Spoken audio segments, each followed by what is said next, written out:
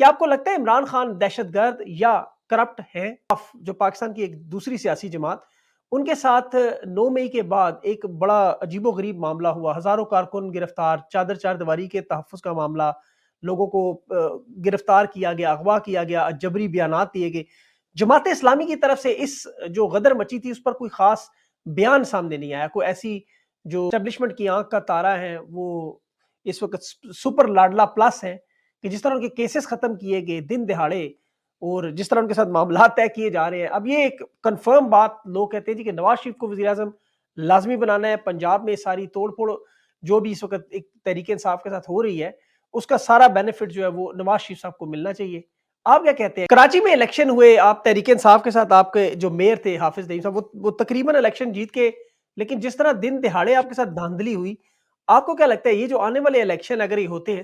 تو آپ لوگ کیسے دھاندلی کو روکیں گے؟ کبھی بتیجا، کبھی چچا، کبھی ماموں، کبھی بانجا، کبھی بڑا بھائی، کبھی چھوٹا بھائی۔ صاف کے جو لوگ ہیں وہ یہ کہہ رہے ہیں کہ چونکہ ہماری مقبولیت اس وقت 90% سے زیادہ ہے تو ہمیں الیکشن میں نہ آنے دیا سے روکنے کے لیے یہ الیکشن ملتوی کر دیں گے۔ بسم اللہ الرحمن الرحیم، السلام علیکم، میں ہوں سیبی قاسمی، آپ دیکھ رہے ہیں فیس بک اور یوٹیوب۔ ناظرین، پاکستان کے الیکشن کی ایک فضا تو بنتی ہوئی نظر آ رہی ہے، لیکن ایک طرف قاضی فائز صاحب جہاں سپریم کورٹ یہ کہہ رہی ہے کہ الیکشن 8 فروری پتھر پہ لکیر ہے،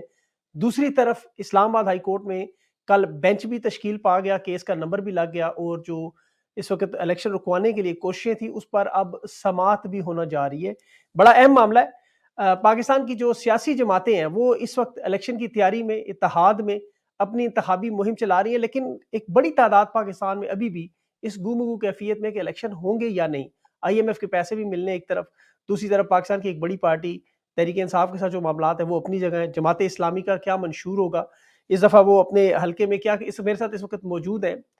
سراج الحق صاحب، امیر جماعت اسلامی ہیں، ان سے براہ راست سوال پوچھتے ہیں کہ بغیر اپنا میں انٹرو لمبا کروں۔ سراج صاحب بہت بہت شکریہ آپ کا۔ سب سے پہلے جو ابھی الیکشن کی ایک فضا تو بنتی ہوئی نظر آ رہی ہے، لیکن جس طرح سپریم کورٹ کا تو باقاعدہ حکم ہے کہ میڈیا میں اس پر آپ بات تک نہیں کر سکتے،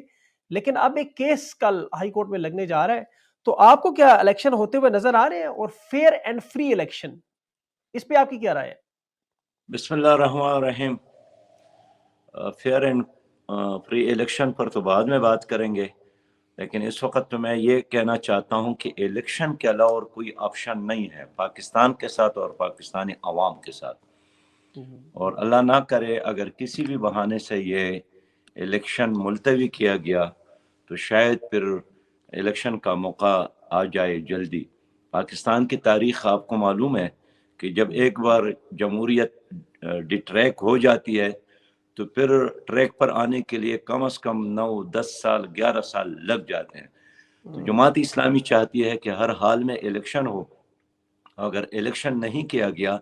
تو اس کے نتیجے میں پاکستان کو بھی نقصان ہوگا، جمہوریت بھی کمزور ہوگی، اور اس وقت حکومت کے ساتھ الیکشن نہ کرنے کا کوئی وجہ بھی نہیں ہے، کوئی بہانہ بھی نہیں ہے۔ اگر نگران حکومت چاہے بھی کہ کچھ اپنے دورانیے کو لمبا کر لے، اور اس لیے ہم چاہتے ہیں کہ ہر صورت میں الیکشن ہو اور الیکشن ڈیلے نہ ہو۔ بالکل صحیح۔ اچھا، لیکن ابھی آپ نے کہا سیکیورٹی کی سچویشن پر، اس پر تو بہت سارے تحفظات ہیں، خود آپ پر بھی مئی میں ایک حملہ ہو چکا ہے، اور ابھی جمعیت علماء اسلام جو فضل الرحمان صاحب ہیں وہ تو کہہ رہے ہیں کہ وہاں خیبر پختونخوا میں حالات ایسے نہیں کہ ہم کیمپین چلا سکیں، تو پاکستان میں ویسے بھی 977 کے قریب حملے ہو چکے ہیں اب تک، تو آپ کو لگتا ہے کہ سیکیورٹی کا معاملہ بنا کے الیکشن کو پوسٹ پون کیا جا سکتا ہے؟ اور اس کے ساتھ ساتھ تحریک انصاف کے جو لوگ ہیں وہ یہ کہہ رہے ہیں کہ چونکہ ہماری مقبولیت اس وقت 90% سے زیادہ ہے تو ہمیں الیکشن میں نہ آنے دیا سے روکنے کے لیے یہ الیکشن ملتوی کر دیں گے۔ آپ کو کیا لگتا ہے؟ دیکھیے، یہ جو سیکیورٹی کا مسئلہ ہے تو یہ پاکستان میں آج سے نہیں ہے، نہ 1 2 مہینوں سے ہے، یہ تو 2002 کے بعد، یہاں 9/11 کے واقعہ کے بعد اس پوری ریجن میں سیکیورٹی پرابلم تو ہے اور آج بھی موجود ہے، لیکن ایک کمزور حکومت سیکیورٹی کو بہتر نہیں بنا سکتی، ایک کمزور حکومت معیشت کو بہتر نہیں بنا سکتی، ایک کمزور حکومت لوگوں کو ساتھ لے کر آگے نہیں جا سکتی ہے۔ اس لیے اس کے لیے ایک فریش مینڈیٹ کی ضرورت ہے، عوام کے اعتماد کے ساتھ جو حکومت بنے گی وہ بڑے فیصلے بھی کر سکتی ہے، قوم کو بھی آگے لے جا سکتی ہے۔ اس لیے میں سمجھتا ہوں کہ سیکیورٹی کو بھی بنیاد بنا کر الیکشن ملتوی کرنا یہ دانشمندی نہیں ہے۔ یہ ٹھیک ہے، بعض سیاسی جماعتوں کی تجویز ہے کہ ابھی سردی ہے الیکشن نہ ہو، کبھی جی جی، کہتے ہیں کہ ابھی برف باری سیکیورٹی دھماکہ ہوا ہے الیکشن نہ ہو، لیکن ہم چاہتے ہیں کہ گرمی اور سردی کی بجائے ہمیں الیکشن کی طرف جانا چاہیے۔ بالکل صحیح بات۔ اچھا ویسے ابھی دیکھا جائے تو آپ کی جو پالیسی ہے اس وقت جماعت اسلامی کی، وہ کلیئر پالیسی تو نظر آتی ہے کہ آپ الیکشن چاہتے ہیں، آپ اس کے ساتھ اگر جماعتوں کے اتحاد کی بات کریں تو کس جماعت کے ساتھ آپ کا اتحاد پاسبل ہے؟ دیکھیے جو اتحادوں کی سیاست ہے یہ تو ہم نے کی ہے، آئی جے آئی کی صورت میں کی ہے، پھر ایم ایم اے کی صورت میں کی ہے، لیکن آپ جانتے ہیں کہ جماعت اسلامی 100% ایک ویلفیئر ریاست، ایک فلاحی ریاست قائم کرنا چاہتی ہے، اور ان جماعتوں کے ساتھ اتحاد میں ہم اپنی اس انقلابی نظریے پر منشور پر عمل نہیں کر سکتے۔ تو لہٰذا ہم نے یہی طے کیا ہے کہ ہم ان سیاسی جماعتوں کے ساتھ اتحاد کی بجائے ہم عوام کے ساتھ اتحاد کریں گے۔ باقی ابھی آپ نے دیکھا کہ پی ڈی ایم میں یہی 13-14 ساری جماعتیں جو بھی پارلیمنٹ میں تھی وہ شامل تھی، لیکن 16 مہینے کی حکومت کے باوجود بھی وہ ڈیلیور نہیں کر سکے۔ اس سے پہلے جو جماعتیں تھیں وہ بھی ڈیلیور نہیں کر سکے۔ تو اگر آپ نے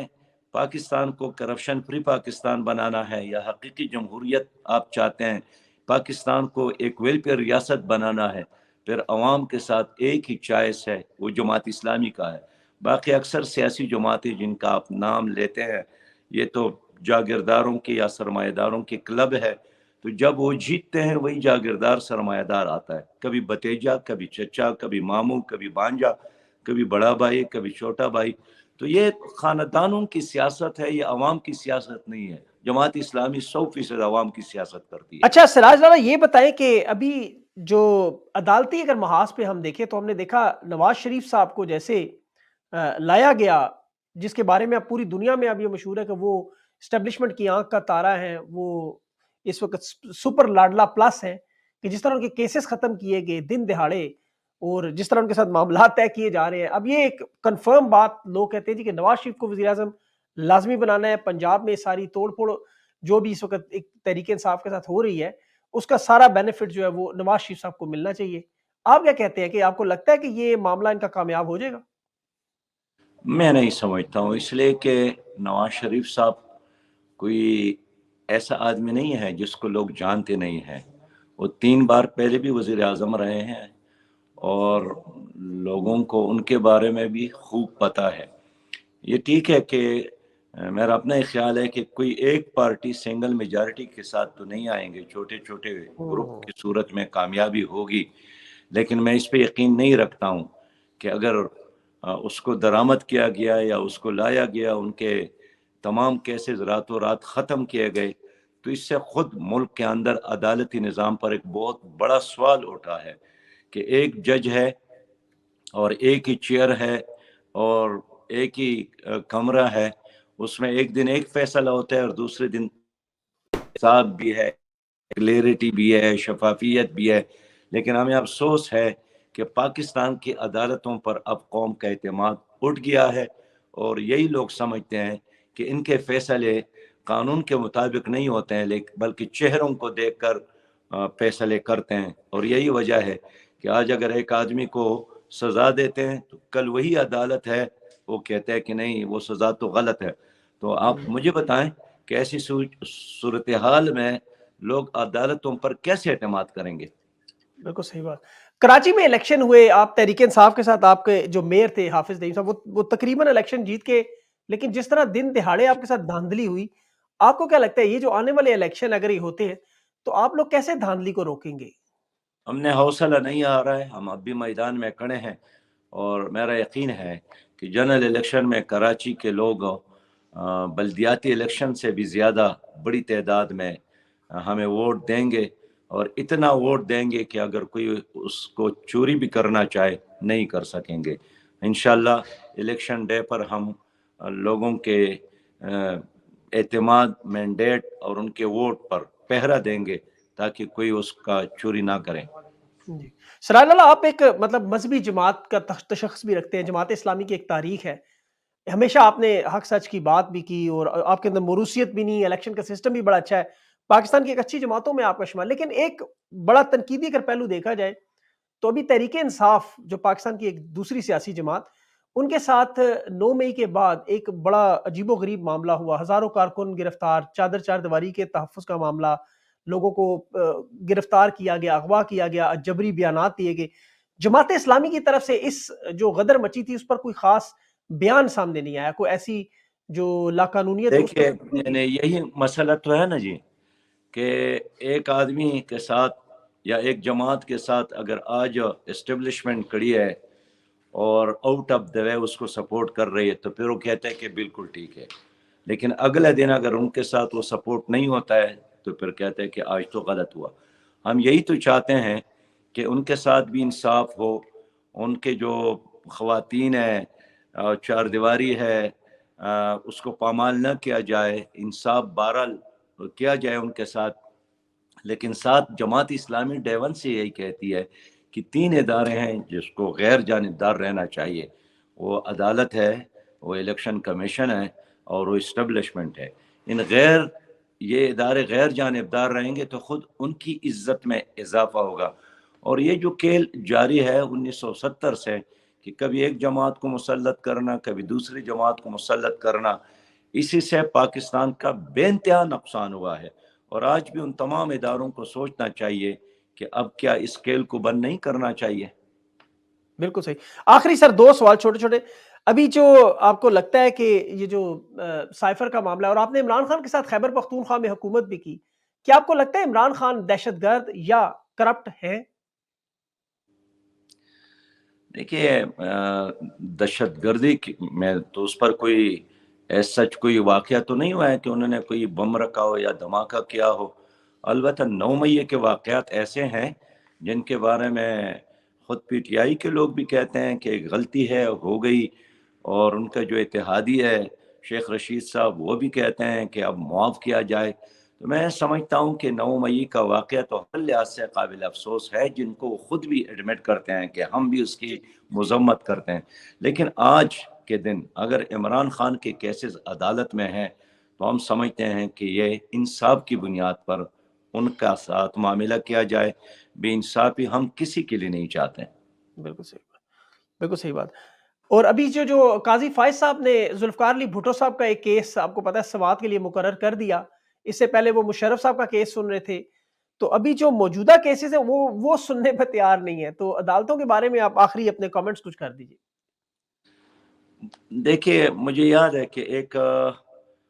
ججز کی کنونشن تھی، اس میں خود قاضی صاحب نے لوگوں سے پوچھا تھا کہ کیا ہماری عدالتوں میں انصاف ہے، اور اس میں تقریباً 450 ججز موجود تھے، ان 450 ججز میں ایک آدمی نے ہاتھ اٹھایا کہ ہاں انصاف ہے، اور اس کو جب احساس ہوا کہ سب نے ہاتھ نیچے رکھے ہیں، اس نے بھی اپنے ہاتھ کو واپس نیچے کیا۔ اس کا مطلب یہی ہے کہ اب تک ہماری عدالتوں کا وہ امیج نہیں ہے جس کے بارے میں آپ کہہ سکے کہ 100% میرٹ کی بنیاد پر چلتے ہیں۔ بالکل صحیح۔ سراج لالا، آپ نے اپنا قیمتی وقت دیا، آپ کے بڑے مشکور ہیں، انشاءاللہ آپ سے ساتھ جڑے رہیں گے اب گائے بغیر۔ Thank you so much.